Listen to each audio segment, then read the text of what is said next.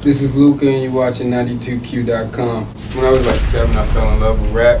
I heard Outkast, AT Aliens, preferably 3 Stacks verse on Wheels of Steel was really that spark that was like, alright, you want to do this for your life. And the reason why I do it, I guess, is just part of my passion. You know, I love it so much. I don't really know if I got room to love anything else as much right now, so it's my focus. My plan B's and C's and D's and stuff, they all revolve around art, so it doesn't feel like I'm really ever stretching myself too thin. I guess my one plan is art, and music's just the first subgenre of that I'm pushing first. When I was like 18, I put out like a terrible mixtape. It was terrible. It's like the worst mixtape. We deleted it though. But yeah, 18, and then like, how old was I when I put out 28 months later? It's probably like 20, 21 years old when I put my first serious project out that I felt like people grasped to.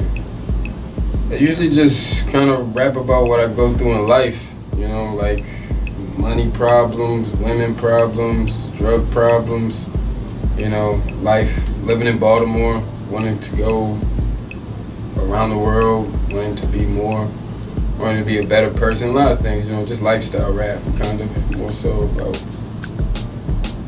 everything in your surroundings. A lot of people say I don't sound like I'm from here. I moved here when I was in the 9th grade. I moved from Georgia, and I don't know where I get my style from. A lot of people say I sound like I'm from the Midwest when I rap, so I guess that's because Kanye West's influence on me so heavy.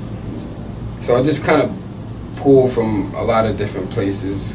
Being a military brat, you move around a lot. I lived in Texas at some point in time in my life. I lived in Hawaii, so it's like, just try to pull from your surroundings and learn and meld them all together. You know, I feel like it's a little Baltimore in there, somewhat, but it's not like the thing that stands out the most.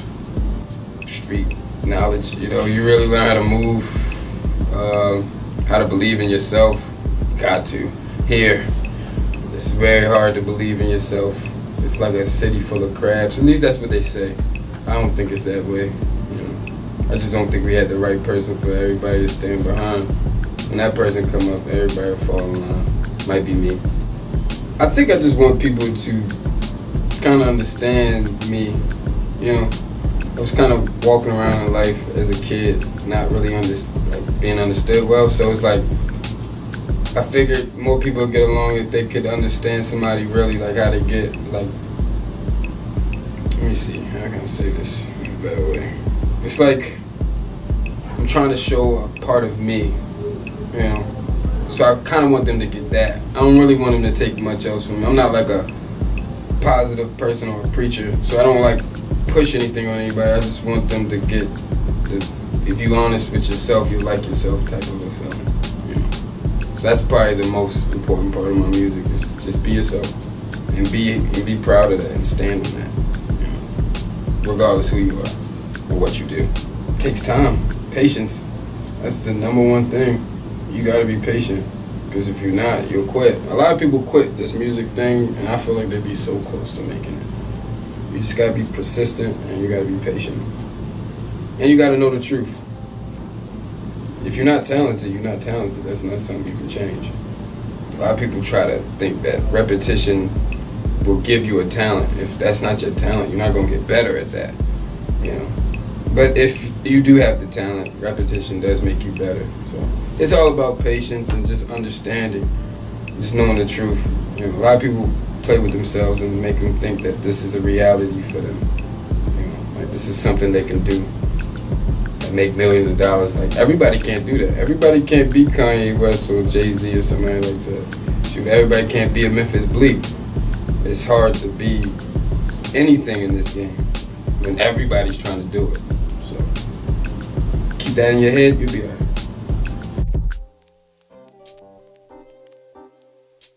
John made the beat. Johnny B, that is the producer from Baltimore. He made the beat. He sent it to me and Conkiyoshi. We kind of just threw it together real quick.